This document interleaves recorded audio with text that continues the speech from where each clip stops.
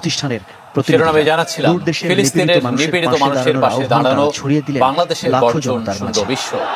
এমন বাংলাদেশ আগে দেখেনি কেউ। কয়েক লাখ মানুষের মিছিল, স্লোগান, ক্ষোভ আর বিক্ষোভে ঢাকার এরপর মঞ্চ থেকে ঘোষণা করা হয় ঘোষণাপত্র। ইসরায়েলের সাথে কূটনৈতিক সম্পর্ক ছিন্ন করতে পৃথিবীর সব দেশের প্রতি আহ্বান জানানো হয়। এ বিষয়ে আরো জানাচ্ছেন আমাদের সহকর্মী বাংলাদেশি পাসপোর্টে একসাথে এত মানুষের জমায়েত বাংলাদেশ আগে কখনো দেখেছে কিনা তা বোধহয় হলফ করে বলা কঠিন। সংখ্যার হিসেবে কত লাখ কে জানে। ৬৮ একর আয়তনের সোহরাওয়ার্দী উদ্যান ছাপিয়ে জনসমুদ্র ছাড়িয়েছে আশপাশের সব সড়কে। শাহবাগ, নীলক্ষেত, কাকরাইল, বাংলা মোটর সহ বিভিন্ন রাস্তায় তখন মানুষের সয়লাব। তীব্র গরম উপেক্ষা করে ঢাকার বাইরে থেকেও সামিল হয়েছেন বহু মানুষ। গণজমায়েতের নির্ধারিত কয়েক ঘন্টা আগে থেকেই শহরের প্রধান সড়কগুলোতে ছিল মার্চ ফর গাজা কর্মসূচির মিছিল। ঢাকার বুকে অগুন্তি পতাকার ঢেউয়ে যেন জেগে উঠল নিপীড়িত ফিলিস্তিনের স্বাধীনতার গর্জন। স্লোগানে স্লোগানে বর্বর ইসরায়েলকে জানিয়ে দিল ফিলিস্তিনিদের অস্তিত্ব কেবল একটি ভূখণ্ডে সীমাবদ্ধ নয়, ছড়িয়ে আছে বিশ্বজুড়ে। এই ইসরায়েলের কাফেরের দালালেরা, তোমরা শুনে রাখো, পৃথিবীর মুসলমানরা কখনো ভয় করে না।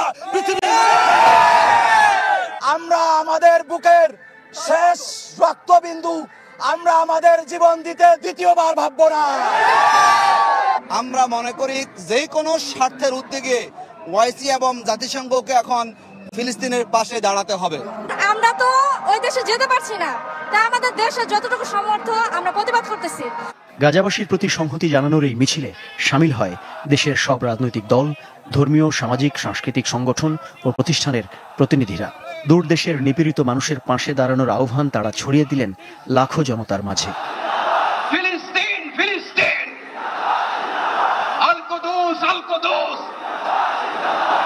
এরপর মঞ্চ থেকে ঘোষণা করা হয় ঘোষণাপত্র।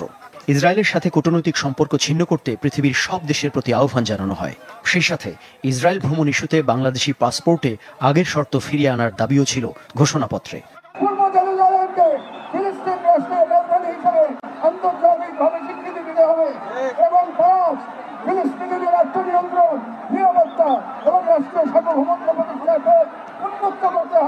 পরাশক্তি কিংবা প্রভাবশালী রাষ্ট্র না হয়েও ফিলিস্তিনিদের জন্য বাংলাদেশের এই কর্মসূচিকে ঐতিহাসিক মনে করছেন সাধারণ মানুষ।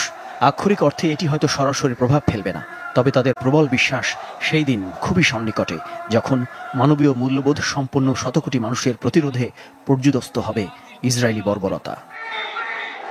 ফিলিস্তিনের পার্শ্ববর্তী ধনী আরব রাষ্ট্রগুলো যখন অনেকটা দর্শকের ভূমিকায়, তখন ৫,৫০০ কিলোমিটার দূরের মুসলিম প্রধান দেশ হিসেবে বাংলাদেশ এই গণজমায়েতের মধ্য দিয়ে জানিয়ে দিল স্বাধীনতাকামী ফিলিস্তিন একা নয়। কেবল মুসলিমরাই তো নয়, নানা জাতি, ধর্ম, বর্ণ নির্বিশেষে বহু মানুষের অংশগ্রহণের এই বিশাল শান্তিপূর্ণ জমায়েত উদ্ধার হয়ে থাকলো সকল অশান্তি আর যুদ্ধের বিরুদ্ধে। মাকসুদুন নবী, চ্যানেল 24, ঢাকা।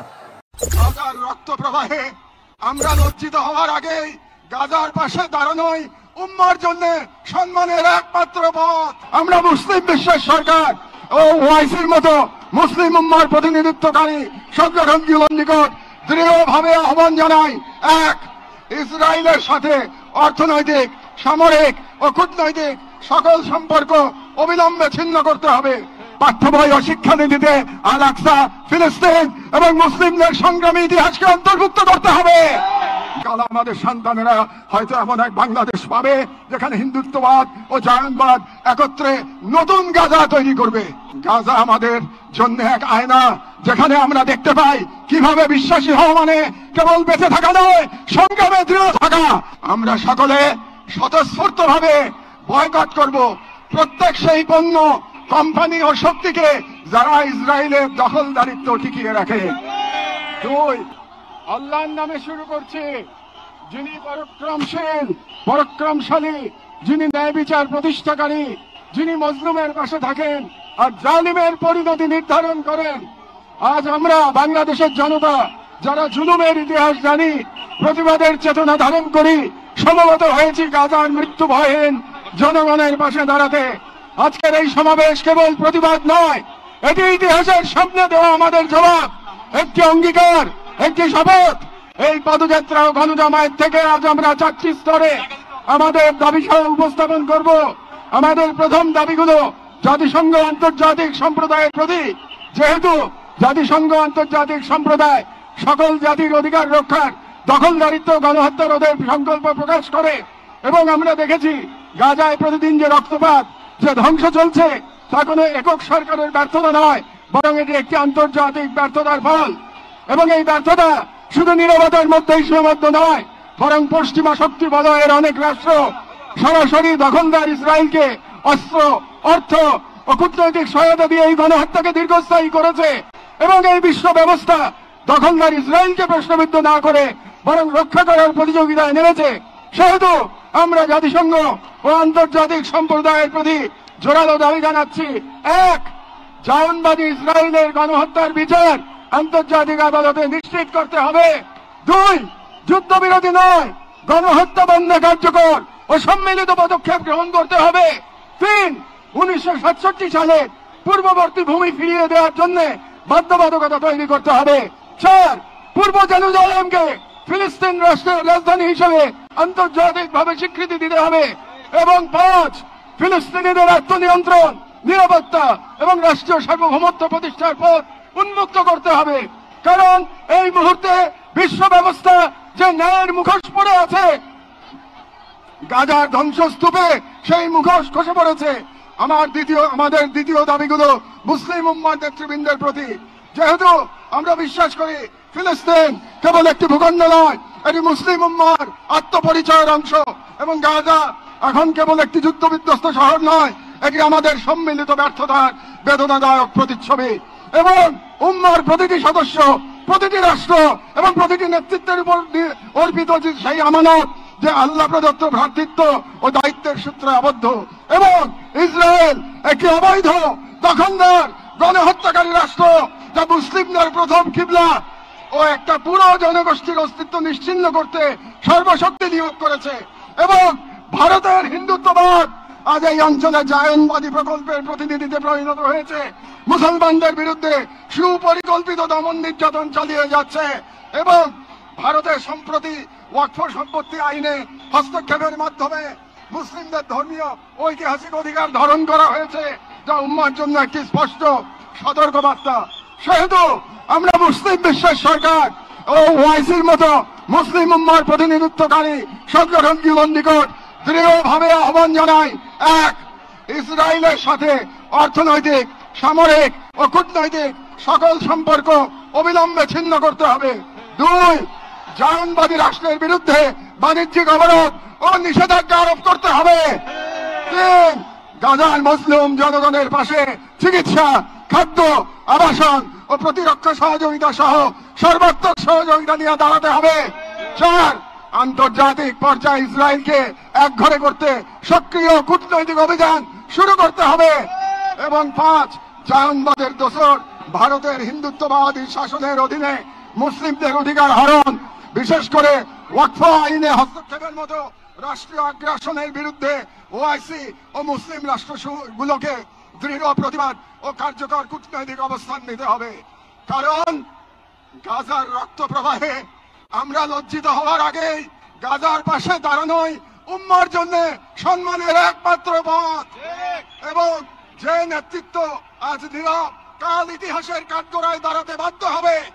আমাদের তৃতীয় দাবিগুলি বাংলাদেশ সরকারের প্রতি। যেহেতু বাংলাদেশ একটি মুসলিম সংখ্যাগরিষ্ঠ রাষ্ট্র, যার স্বাধীনতা সংগ্রামের ভিত্তিতে নিহিত রয়েছে অন্যায় অবিচারের বিরুদ্ধে প্রতিরোধের চেতনা, এবং আমরা বিশ্বাস করি ফিলিস্তিনের প্রশ্নে বাংলাদেশ কেবল মানবতার নয়, ইমানের পক্ষেও এক ঐতিহাসিক অবস্থানে রয়েছে। এবং একটি গণতান্ত্রিক রাষ্ট্র হিসেবে সরকারের দায়িত্ব জনগণের ইমানি ও নৈতিক আকাঙ্ক্ষার প্রতি শ্রদ্ধা রাখা। এবং বাংলাদেশের জনগণ গাজার পাশে থাকার অঙ্গীকার করেছে, তাই রাষ্ট্রীয় পর্যায়ে নীরবতা এই জন আকাঙ্ক্ষার প্রতি অবজ্ঞার সামিল। সেহেতু আমরা বাংলাদেশ সরকারের প্রতি দৃঢ়ভাবে আহ্বান জানাই: 1. বাংলাদেশি পাসপোর্টে অ্যাকসেপ্ট ইসরায়েল শর্ত পুনর্বহাল করতে হবে এবং ইসরায়েলকে রাষ্ট্র হিসেবে স্বীকৃতি না দেওয়ার অবস্থান আরো সুস্পষ্টভাবে প্রকাশ করতে হবে। 2. সরকারের ইসরায়েলি কোন প্রতিষ্ঠানের সাথে যত চুক্তি হয়েছে তা বাতিল করতে হবে। 3. রাষ্ট্রীয়ভাবে গাজায় ত্রাণ ও চিকিৎসা সহায়তা পাঠানোর কার্যকর ব্যবস্থা নিতে হবে।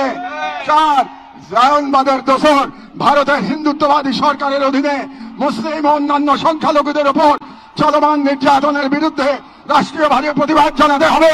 যেহেতু হিন্দুত্ববাদ আজ শুধু একটি স্থানীয় মতবাদ নয়, বরং আন্তর্জাতিক জায়নিস্ট ব্লকের অন্যতম দোসর।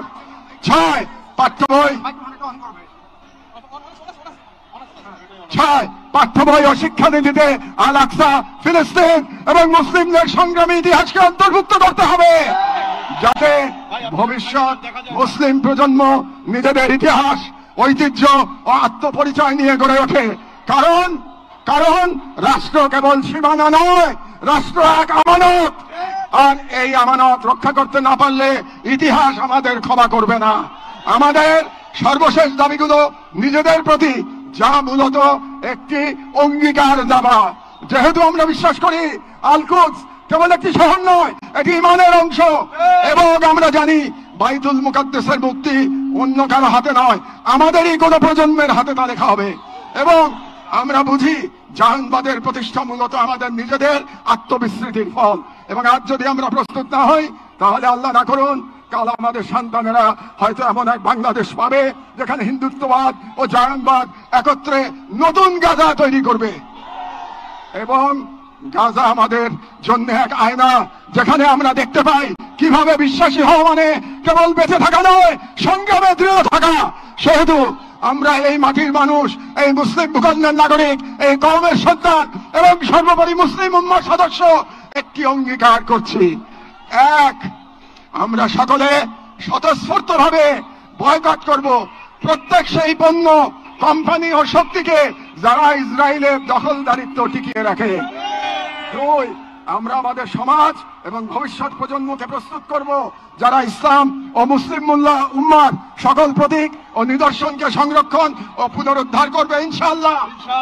3, আমরা আমাদের সন্তানদের এমন ভাবে গড়ে তুলব যারা নিজেদের আদর্শ ভূখণ্ড রক্ষায় জান ও মালের সর্বোচ্চ থেকে প্রস্তুত থাকবে।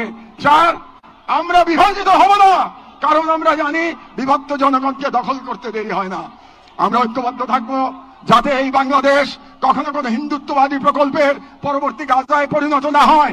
আমরা শুরু করব নিজেদের ঘর থেকে, ভাষা, ইতিহাস, শিক্ষা, সংস্কৃতি, অর্থনীতি, সমাজ সবখানে এই অঙ্গীকারের ছাপ রেখে।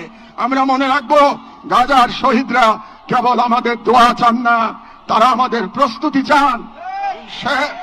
শেষ কথা, শান্তি বর্ষিত হোক গাজার সম্মানিত অধিবাসীদের উপর, তাদের উপর যারা নজিরবিহীন সবর করেছেন, যারা অবিচল ঈমানের পর প্রমাণ দিয়েছেন, যারা ধ্বংসস্তূপের মাঝেও প্রতিরোধের আগুন জ্বেলেছেন, বিশ্বের নীরবতা উদাসীনতার যন্ত্রণা হাসি মুখে বুকের মাঝে ধারণ করেছেন।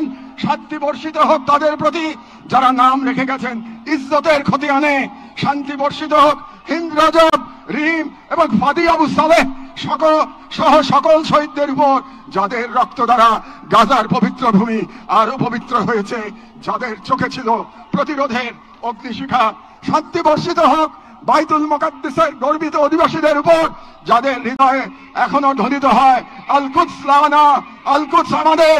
গাজার জনগণকে অভিনন্দন। আপনারা ঈমান, সবর আর কুরবানির মহাকাব্য রচনা করেছেন, দুনিয়াকে দেখেছেন ঈমান আর তাওয়াক্কুলের শক্তি। আমরা বাংলাদেশের মানুষ শাহজালাল আর শরীয়তুল্লাহর ভূমি থেকে দাঁড়িয়ে আপনাদের সালাম জানাই, আপনাদের শহীদদের প্রতি ভালোবাসা ও শুভেচ্ছা জানাই। আর আমাদের কণ্ঠে উচ্চারিত হয় এই দোয়া, হে আল্লাহ, গাজার এই সাহসী জনপদকে তুমি সেই পাথর বানিয়ে দাও যার উপর গিয়ে ভেঙে পড়বে জায়নিস্টদের সব ষড়যন্ত্র। বাংলাদেশের সর্বস্তরের জনগণের পক্ষে প্যালেস্টাইন সলিডারিটি মুভমেন্ট বাংলাদেশ জিন্দাবাদ।